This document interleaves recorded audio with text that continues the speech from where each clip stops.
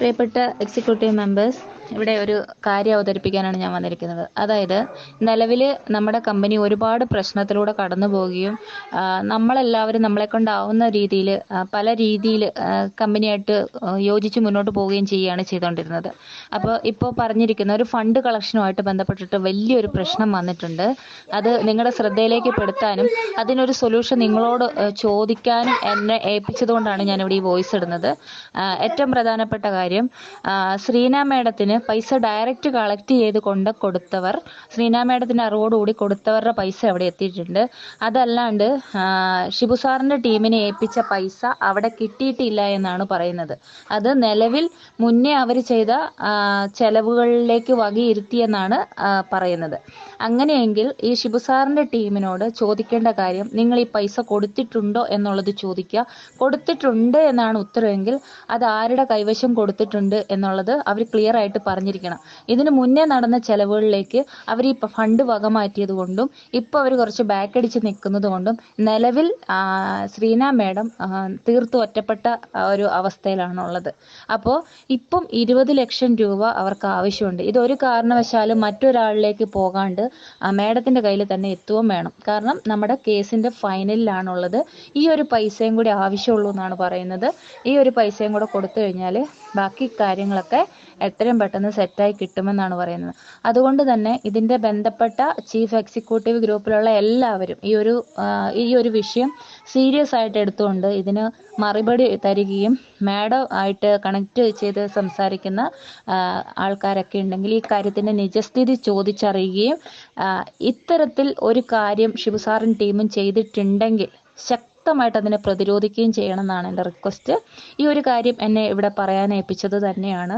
അതുകൊണ്ടാണ് നമ്മുടെ ഈ ഹൈറിച്ചിനൊപ്പം നിൽക്കുന്ന ഈ ഒരു എക്സിക്യൂട്ടീവ് ഗ്രൂപ്പിലേക്ക് ഞാനിങ്ങനെ ഒരു വോയിസ് ഇടാൻ കാരണമായിരിക്കുന്നത്.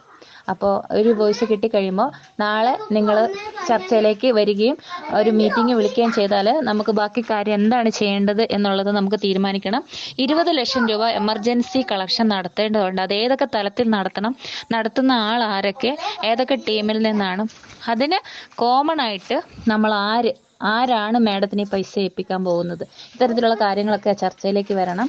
ഒരു വിവരം അറിയിക്കുന്നതിന് വേണ്ടിയിട്ടാണ് ഈ വോയിസ് വന്നത്. Thank you. എല്ലാവർക്കും നമസ്കാരം. ഇന്നലെ മുതൽ ഞാൻ ചോദിച്ചുകൊണ്ടിരിക്കുന്ന ഒരു ചോദ്യമുണ്ട്. ശ്രീമതി അമ്പിളി ഈ ഗ്രൂപ്പിലല്ല വേറൊരു ഗ്രൂപ്പിലിട്ട മെസ്സേജ് വൈറലായി പോയി. അപ്പം അതിന് മറുപടിയായിട്ട് പല കാര്യങ്ങളും പലരും പറഞ്ഞിരുന്നു. ഇന്നലെ ഈ ഗ്രൂപ്പിലിട്ടിരുന്നു. എങ്ങും തൊടാണ്ട് ഒരു മറുപടിയൊക്കെ പറഞ്ഞു.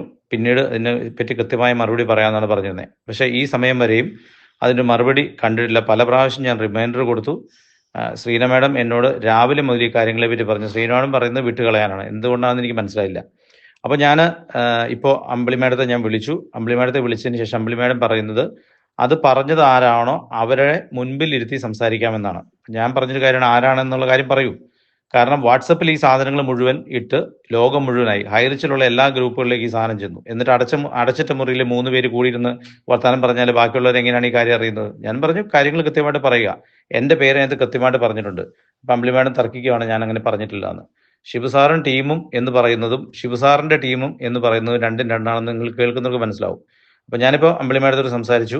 അമ്പിളി മാഡം ആളുടെ പേര് പറയില്ല എന്ന രീതിയിലാണ്. അപ്പം എനിക്ക് മനസ്സിലാവുന്ന ഒരു കാര്യം, ഇത് അമ്പിളി മാഡത്തിന്റെ അറിവോടുകൂടി ആരൊക്കെയോ പടച്ചുണ്ടാക്കിയ ഒരു കാര്യമാണ്. കൃത്യമായി ഞങ്ങളെ ടാർഗറ്റ് ചെയ്തുകൊണ്ട് ഹൈറിച്ച് എന്ന കമ്പനി തിരിച്ചു വരാതിരിക്കാൻ വേണ്ടി മറ്റു കമ്പനികളിൽ പ്രവർത്തിക്കുന്ന ഈ ഗ്രൂപ്പിലുള്ള ലീഡേഴ്സ് ഉൾപ്പെടെയുള്ളവർ പ്ലാൻ ചെയ്ത് ഫാബ്രിക്കേറ്റഡ് സ്റ്റോറിയായി ഉണ്ടാക്കിയ ഒരു സംഭവമാണെന്നാണ് ഇത് ഞാൻ വിശ്വസിക്കുന്നത്. അതിന്റെ പുറകിൽ ഞാൻ ആരോപിക്കുന്നതും അമ്പിളി എന്ന ഒരാളാണ് തന്നെ എന്നാണ്. ഐ എം റിയലി സോറി, എനിക്കത് പറയാതിരിക്കാൻ വയ്യ. നിങ്ങൾ എന്തുമാത്രം തലകുത്തി മറിഞ്ഞാലും ഹൈറിച്ച് എന്ന കമ്പനി ഇവിടെ തിരിച്ചു വന്നിരിക്കും. ഇത് നിങ്ങൾക്കുള്ള ഒരു വാണിംഗ് ആണ്, ഇതിനെതിരെ കളിക്കുന്നവർക്കുള്ള. ഓക്കെ, അപ്പോൾ ആസ് എ അഡ്മിൻ ഞാൻ ചെയ്യുന്നൊരു കാര്യം, ഞാൻ ചോദിച്ചൊരു ചോദ്യത്തിന് ഉത്തരം പറയാത്തത് കൊണ്ട് മാത്രമല്ല, മറിച്ച് ലക്ഷക്കണക്കിന് ആളുകളെ തെറ്റിദ്ധരിപ്പിക്കുന്ന ഒരു മെസ്സേജ് ഉത്തരവാദിത്തപ്പെട്ട ഒരു ലീഡർ എന്ന നിലയിൽ അമ്പിളി മാഡത്തിന്റെ ഭാഗത്തുനിന്ന് വന്നുകൊണ്ടും അതിന് ഒരു ജസ്റ്റിഫിക്കേഷൻ തരാൻ പറ്റില്ലാത്തത് കൊണ്ടും സൗകര്യപൂർവ്വമായിട്ട് അമ്പിളി മാഡം ഒഴിഞ്ഞു മാറുന്നുകൊണ്ടും, കാരണം ഞാൻ കണ്ടു ഇരുന്ന മെസ്സേജുകളെല്ലാം അമ്പിളി മാഡം കാണുന്നുണ്ട്. ശ്രീന മാഡം ഇട്ടതിനെല്ലാം തംസപ്പ് അടിച്ചിട്ടുണ്ട്. പക്ഷെ ഞാൻ ചോദിച്ച ചോദ്യത്തിന് മാത്രം ഉത്തരവില്ല. അപ്പം അതുകൊണ്ട് ഈ ഒരു വ്യക്തിയെ ഈ ഗ്രൂപ്പിൽ നിന്ന് ഞാൻ റിമൂവ് ചെയ്യുകയാണ്. ബാക്കിയുള്ള കാര്യങ്ങൾ പിന്നീട് നമുക്ക് സംസാരിക്കാം. Thank you. എല്ലാവരും ഒന്ന് പിടിച്ചിരിക്കാമോ?